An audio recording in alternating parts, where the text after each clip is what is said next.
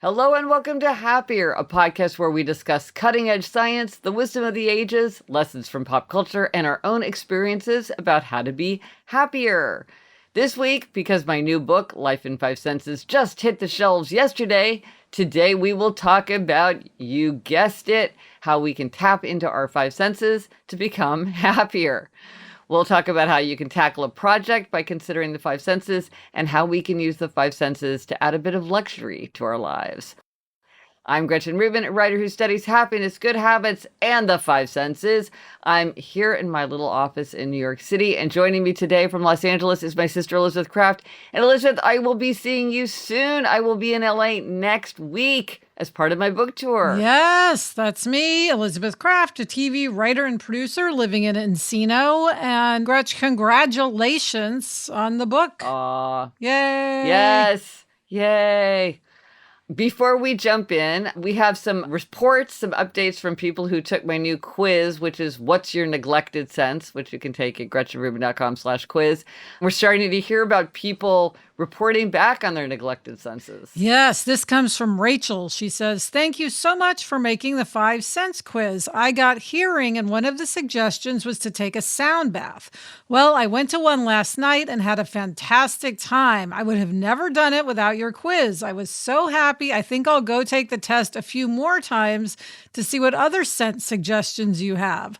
Already pre-ordered your new book. Looking forward to it." Well, Elizabeth, you are a big sound bath promoter. I love sound baths. So that's a great example of how you can look for that low-hanging fruit of your neglected sense by finding new adventures for your neglected sense. Yes.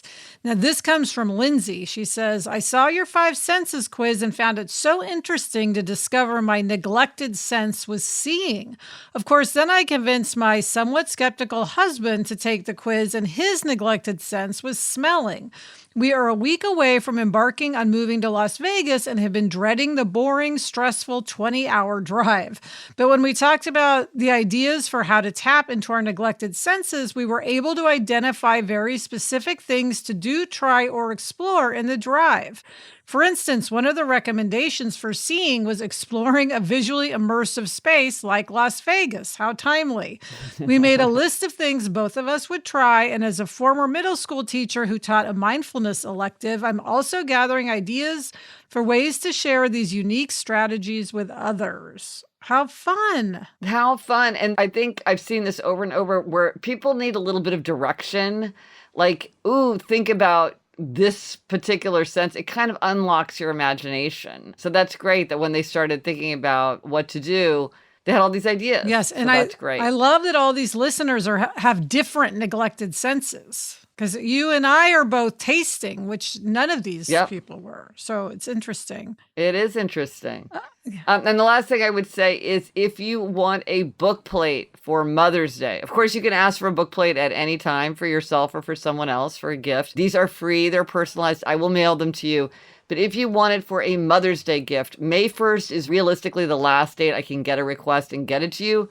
So go to happiercast.com/bookplate if you want to request that. And unfortunately, this is for US and Canada only because of mailing. But I am filling those out as fast as I can. So thank you for that. Yes. Life in 5 senses makes a great Mother's Day gift. What a good sister. The try this at home suggestion this week is to tackle a project by considering the 5 senses. So explain what you mean by this, Gretchen. Okay, so again, just as we were saying a minute ago, sometimes you want to do something like think outside the box, or people tell you just get creative or have fun with it when you have some kind of project or challenge that you need to think of. I at least find that very hard to do. I find those are kind of very vague suggestions, and it never really suggests any way forward for me. But I find that when I do have a project or a challenge that I need to think through, if I have something concrete to anchor on, then my creativity comes. And I think that with the 5 senses, if you say, okay, given that I have this challenge, given that I have this project, how might I use the five senses to make it bigger, more interesting, richer? For example, Elizabeth, a very obvious place where we do this is with entertaining. I think people very naturally start thinking about, well, what would the music be? And am I going to have fresh flowers that going to have a beautiful smell, or the smell of the food? Or Yes. Well, you and the start look thinking of everything, the look of the table, all of that. yeah, like what do the napkins feel like? I mean, we talked about the crackers, how you had the Halloween crackers. Crackers are super fun because they look great. These are the things you pull apart. They look great. They add a lot of sparkle and interest to the table. You touch them, you pull them apart. So that's something fun to do with your hands. They make a smell because the pop has this sort of gunpowder smell. You put a crown on your head. Yeah. You don't taste anything, but you can. So I have seen ones that have candy in them. So you could have ones that taste. Again, part of why they seem like such an enriching element is they combine so many senses together. Absolutely. And then, Gretchen, I mean, we do this in TV show development, of course. You're always pointing out that Fantasy Island really seems to evoke the five senses. Yes. Because you have the warm sun, you have the soft sand, you can watch the show and imagine that you're smelling coconut oil or a pina colada drink. Yeah. It's very five sense oriented. Well, and I know the breeze can be a little bit of a challenge for you guys to manage when you're creating the show, but it does make the show feel just so full of life that, their hair is moving. And I find it to be like a really five senses show. Recently, I went to the Little Island. It's this little artificial island park that just recently opened in New York City. Interesting, mom and dad, our parents happened to be visiting New York City right when it opened. They were like among the first people to go to the Little Island, which is sort of fun. But what was interesting to me going there was clearly the designers must have very specifically thought about the five senses because, of course, you see everything. I mean, there's all these things that are interesting to touch, like these polished wood railings that just cry out and benches that you just really want to rub your hands against. They're flowers, the daffodils, love the smell of daffodils. There are these musical things, when you can like jump up and down on panels and bells ring, or these things that you strike that make chiming noises. There was a water fountain, so there was even something to taste. Often taste is one that gets left out. And it was this very, very small little park, but it felt like such a rich experience because it hit all of the five senses. And so somebody was like, how do we include these in our design? And they found ways. And then, Gretchen, we were talking about how if you think about gift giving and you think about the senses, it might inspire you to give a better gift. Yeah, sometimes you just can't come up with anything. And then this is a prompt that, at least for me, often I'm like, oh, all of a sudden I have all sorts of ideas. And I think this is for anything where you're feeling creatively stumped. One thing, I think a creative expression in everyday life that many people find challenging is the holiday newsletter. I love a holiday newsletter. So I would buy a book that's just a bunch of holiday newsletters from people, and I'm absolutely not kidding about that. If such a book exists, please tell me because I desperately want to read it. But people are sort of like, oh, what do you say? We're just kind of doing our thing. But you could include this. What songs are you listening to? What are some new favorite foods? What are your kids eating at lunch every day? Because people are just very interested in this concrete five senses material. And then once you start doing that, it unlocks your creativity. Yeah. Now, Gretchen, we were talking about how incorporating smells can be tricky because people are very polarized when it comes to smells. Yeah. There's something kind of involuntary about smell. And so I do think you have to be careful with introducing smells. I think especially today, many people don't like that. So maybe it needs to be something where someone chooses to smell something if and when they choose, because it's not something that everybody likes. Like I wear perfume to bed because I wouldn't wear perfume out if I was going to go to a meeting, but I wear it to bed because I love it. And Gretchen, if you have a meeting coming up that might be long and arduous, I could see introducing some sort of five sense thing to it could make it a little more lively. Yeah. Handing out something that's evocative of whatever you're talking about, passing around something, playing a song. Show and tell. I mean, one thing we do when we're doing these big pitches, not if we're just pitching a show, but if we have a show that's about to be shot, the pilot's about to be shot, we have these meetings with like 20 people and we play music as people are entering the room. to get everybody in a good mood. So it's using those different, we hand out booklets that are filled with pictures in addition to showing the pictures so they can turn the pages. So using all of that stuff keeps people more engaged. Right. It captures people's imagination and also captures their attention. Yes. Yeah. And I think it's a concrete tool to use when you're feeling like you're stuck. Yes. So let us know if you do try this at home and how tackling a project by considering the five senses has worked for you. Let us know on Instagram, TikTok, Twitter, Facebook. Drop us an email at podcast@GretchenRubin.com. Or as always, you can go to the show notes. This is happiercast.com/426 for everything related to this episode. Coming up, we've got a 5 senses happiness hack. But first, this break. Okay, Gretchen, it's time for this week's happiness hack. This is fascinating. Okay. So one of the things that I find to be challenging about the five senses, and of course I wrote a book about the five senses because this is my challenge, which is how do you pay attention to the five senses? How do you remember? I just keep getting lost in my head and just preoccupied with my own thoughts.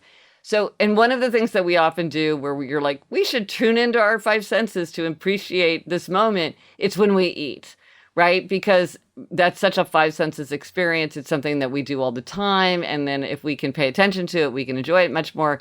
But it's very easy. And Elizabeth, I know that you and I both have talked about just eating and not even noticing one bite that's in your mouth. Here is the hack.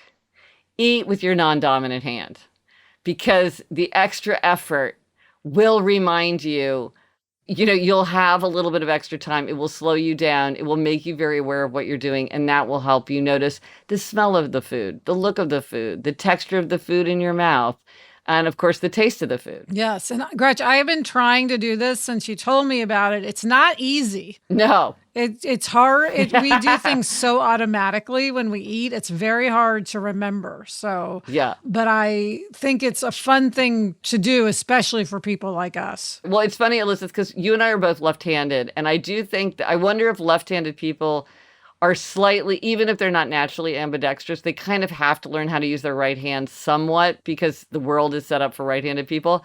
But I cannot hold a fork with my right hand. Yeah. It's a big effort.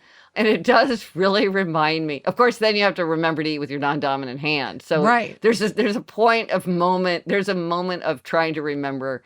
But I feel like because it is an effort that's ongoing, it helps me pay attention throughout the time that I'm eating something instead of just quickly forgetting it right away. Yeah, and slowing down when you eat is always a good idea. Yeah. And now for a Know Yourself Better. Now, this is a question that we talked about a long time ago, but it's worth bringing up again because it's such a fun question to think about. And it is especially interesting to think about it through the lens of the five senses. And this is a question that was inspired by this quotation that I love from the poet May Sarton, who wrote this in her memoir, Plant Dreaming Deep.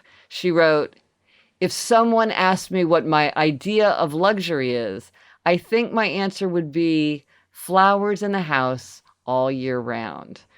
And I think this is a wonderful question. What is luxury for you? So for May Sarton, it was flowers. What do you think is luxury for you, Elizabeth? Well, Gretchen, I was thinking about this, and it's really a made bed, getting into a made bed. And as I was thinking about that, I thought, wow, it wouldn't be hard to accomplish getting into a made bed every single night. All I would have to do is make the bed. Adam and I are very erratic about bed making. But maybe if I have in my mind that it's going to be so luxurious, it'll get me to make the bed. Well, I do think that sometimes reframing something as a luxury makes you feel more like doing it. We've talked about that before. For us, like for me, going to bed before I'm too sleepy feels like a luxury, whereas you find it harder to turn out the light because to you, that time at the very end of the day when you're sort of at leisure, to you feels like luxury.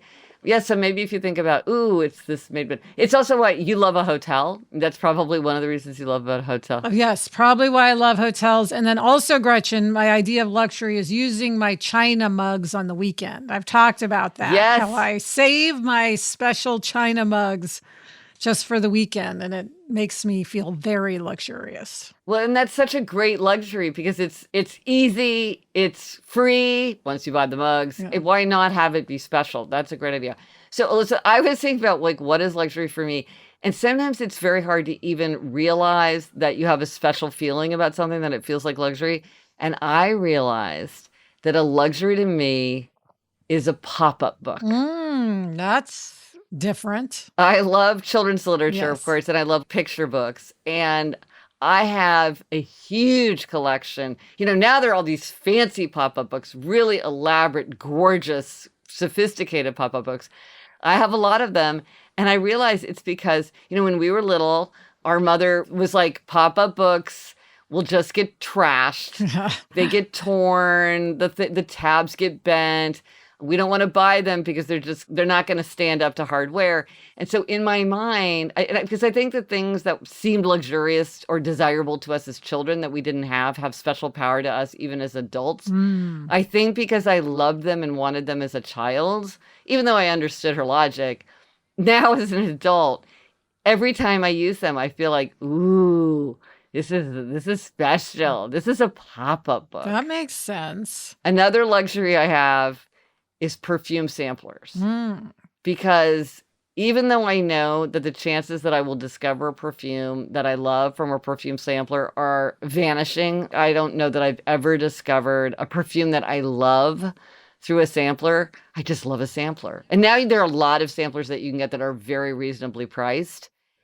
And I've had to really swear off samplers because I have a lot of samplers. Yeah. Well, because they just feel like luxury to me. It's just like I love like a cunning little row of bottles. I was going to say there's nothing like a small glass bottle clinking to evoke the feeling of luxury. I absolutely like when I get a facial, my favorite thing about a facial is the clinking of the glass bottles. Well, see, and here we are with the sense of hearing. Yes. I never even thought about that as part of and the squish of the pushing the pump top, how satisfying that is. Yes. Why is it? So I think of it as being luxury, but it's the sight, it's the clinking, it's the way they snap into the boxes. Usually it's like they have 6 little things and you snap them in and snap them out.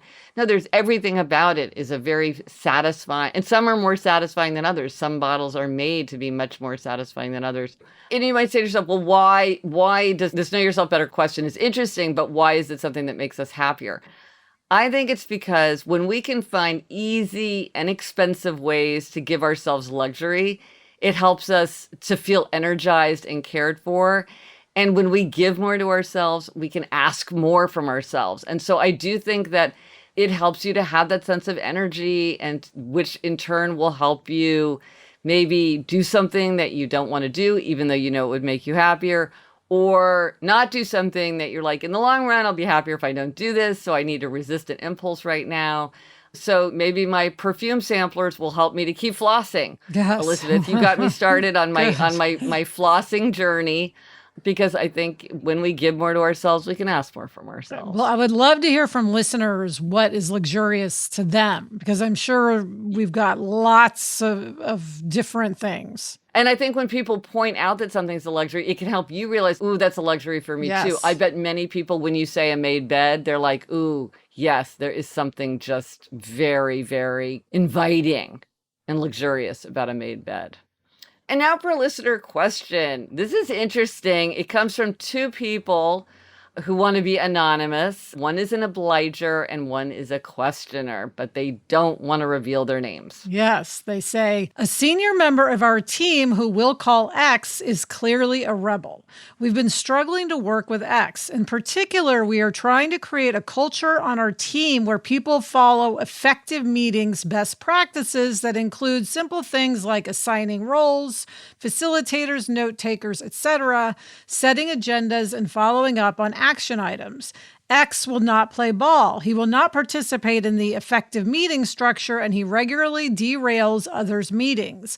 Asking our manager to speak to X has not worked. Our manager struggles to be bad cop in this case. He would like to find a fun accountability reward tool to motivate the entire team, especially X.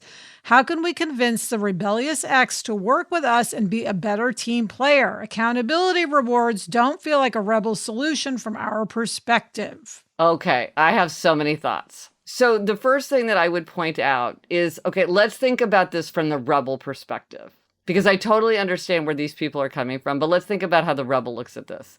From the rebel's perspective, you are adding a lot of requirements and a lot of expectations. You talk about setting agendas, structure, assigning roles. This to a rebel is feeling stuck, feeling ordered around, having a lot of expectations thrust on them without their say-so. So I can understand how to a rebel, this feels like something that ignites the spirit of resistance, because just the nature of the way this is being framed feels like something that a rebel would push back against. Like a requirement. Yeah, this is just a lot of requirements. So one of the things that I would say is you could think about this, reframing this as freedom and choice. So no one wants to get stuck in meetings. We all know that we're stuck in meetings. Like, we can't do what we want because we're stuck in meetings. We're looking for ways. How do we get more freedom? How do we reclaim our time?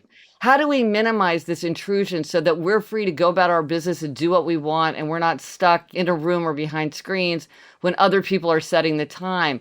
Let's figure out how to make these meetings short and organized so we could get in and get out and go about our business. Because remember, to a rebel, it's like, this is what you want. This is what you choose. This is what works for you. So if you can present this as, this is a way for you as the rebel to claim freedom and choice and opportunity, rather than now you have to do things our way because we know the best right way to do it. That's one thing. Now, one thing I was thinking, Gretchen, is if you just don't assign this rebel any tasks. So you don't give them the note-taking job or the PowerPoint job or whatever it is. And then that will go to their identity, because he won't like being seen as someone who's not able to fully be a part of these meetings and fully participate. And I think that can make him go, well, I can take notes as well as anyone else. Right. No. And so that appeal to identity is really useful, because it's sort of like, when you don't participate, it makes us feel like you don't care about the outcomes for the teams, or you're not as committed to excellence as us, or whatever. And being sidelined, feeling like no one can trust me, no one relies on me. Because if you don't have people's trust and nobody's asking you to do anything, pretty soon you get pushed to the side. Yes. But also they might have the identity of like, I want to be a well-respected contributor.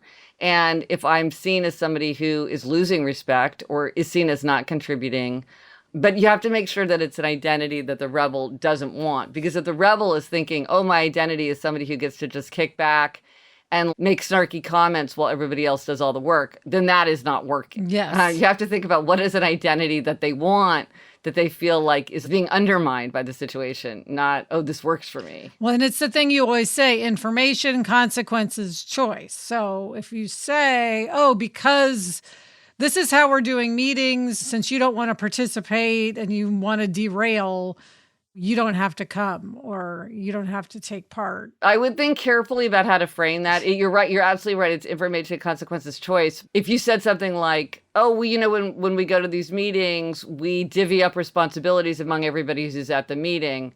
And if you're not at the meeting, then we'll just assign you whatever tasks nobody else wants to do. Because that's not punishing. That's just consequences, which if you're in the meeting, you're going to grab something that's interesting, and somebody who's not at the meeting is going to get everything left over. And then you're like, well, I want to be at the meeting because I want to say what I want. So you want to frame it as, this is just a natural consequence. And just do watch out for language of punishment and control. The boss who wants fun, accountability, reward tools, remember, a reward is a mechanism of control, just like a punishment is. And so often rebels don't like things which are reward systems. They resist them because it's an attempt to control. I would love to hear from other listeners. What have you seen worked? What do rebels think? What do other people think? Because I have to say that over time I've become much more sympathetic to the rebel point of view. I think they're the most misunderstood of the other tendencies because it's the most different way of thinking. That makes But sense. I'm also very sympathetic to people who want to have effective meetings and are like, if we could just get this figured out, we could all benefit.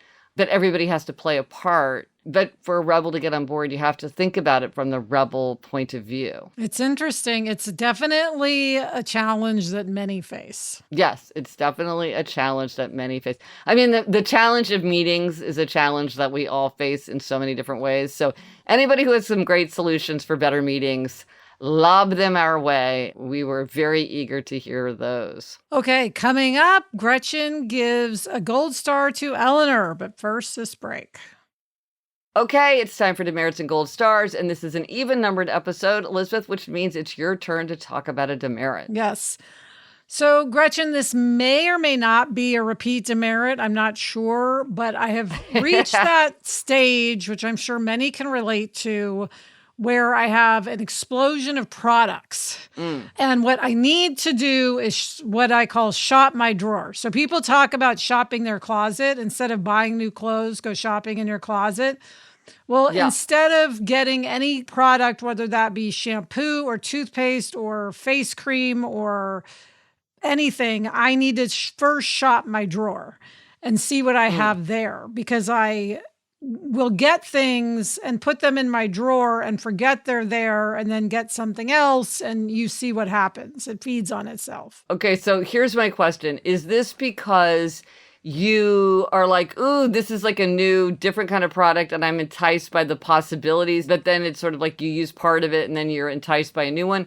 Or it's more like, oh, I'm at the drugstore and I'll very cleverly realize that maybe we need toothpaste, so I'll just grab toothpaste, and then you forgot that you already had 3 toothpastes in the drawer. Is it trying to get ahead of something being used up, or it's more like being interested in trying something new even before you've used up what you have? It's a bit of a combo. I'd say a lot of it is the trying to get ahead of it, not wanting to run out of floss, for instance.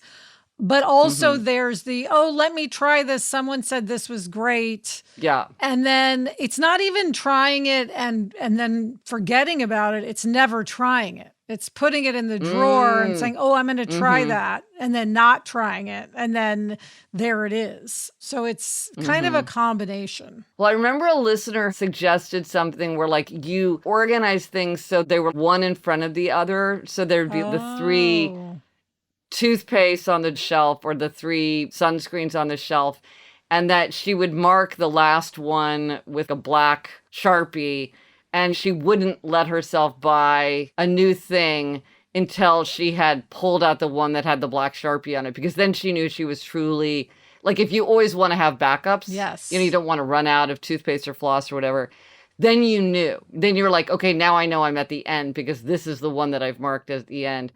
Yeah, so maybe part of it is organizing it so that you can see that you have multiples of the same product. Probably that would help a lot. That and just taking a beat. Yeah, right. Not reaching out for something. It's funny how you can get, I remember this growing up, our mom went through a thing with brown sugar. I don't know why I remember this when I was in high school. And for some reason, she got in her head, oh, we need brown sugar. And for like 5 times going to the grocery store, she forgot she bought it. And she'd be like, oh, I'm so proud of myself. I remembered we needed brown sugar. And all of a sudden, I'm like, why is this brown sugar explosion happening? And she's like, I don't know. I keep remembering that we need it and forgetting that I bought it. That's funny. We've all done it. So, okay. Well, Elizabeth, when I come to your house, I'm going to open that drawer see and all take my a look. products. See all your products. Yeah. I'm such an underbuyer. I'll probably like. You're probably like, oh, I need this some off. eye cream. I need some. Yeah, I'll take it. All right, Gretchen, what is your gold star? Well, I want to give a gold star to my high school senior, Eleanor, for staying calm. And she traveled with a friend for the first time, and that was, a big milestone. She's in her senior year. There's a lot going on because of that. She just has stayed very calm. She's just very reliable. And, she was having a lot of trouble in physics, and she just dealt with it in this very calm, constructive way. And I just think she deserves a gold star. And here's what I would say. Eleanor, when she was little, had tantrums. And I mean, these are the kind of tantrums you read about. Yes. I mean, full on, leg kicking, earth shattering tantrums.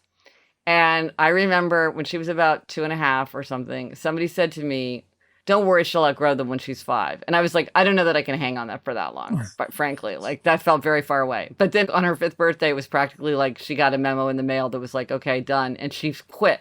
So I truly do believe that at least in her case, it was some sort of developmental thing where, she just couldn't manage her emotions or something. I mean, she outgrew it. But if I had known at that time that she, as a senior, would be a child who has a lot of self-command and can manage very stressful situations calmly, I would have been very relieved. Yes. So just for some reason, I was thinking back to those days. I think Eliza and I were reminiscing, and I was like, Eleanor gets a gold star because this is something where, I didn't necessarily see it coming. And so I should really be grateful for it. She has come a long way. Gold star to Eleanor. Yes. She has. Gold she star. has. Gold star to Eleanor. Gold star. So the resources for this week, take the neglected sense quiz. We've been talking about the 5 senses. And if you go to GretchenRubin.com/quiz, you can find out your most neglected sense. And that's where you have low-hanging fruit for a sense that you can turn to for adventure or comfort or pleasure or engagement. And it's a really fun thing to learn about yourself. And Elizabeth, what are we reading? What are you reading? I am reading Romantic Comedy by Curtis Sittenfeld. And I'm reading It Had to Be You by David Knobb. And that's it for this episode of Happier. Remember, try this at home. Tackle a project or challenge by considering the 5 senses. Let us know if you tried it and if it worked for you. Thank you to our executive producer, Chuck Reed, and everyone at Cadence 13. Get in touch. Gretchen's on Instagram and TikTok at Gretchen Rubin, and I'm on Instagram at Liz Craft. Our email address is podcast@GretchenRubin.com. And if you like the show, you know what to do. Please be sure to tell a friend. Until next week, I'm Elizabeth Craft. And I'm Gretchen Rubin. Thanks for joining us. Onward and upward.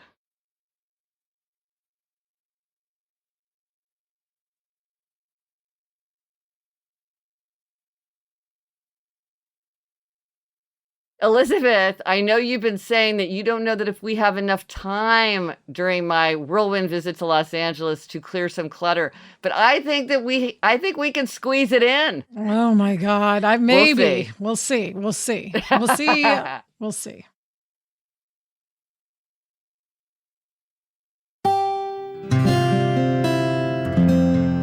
From the Onward Project.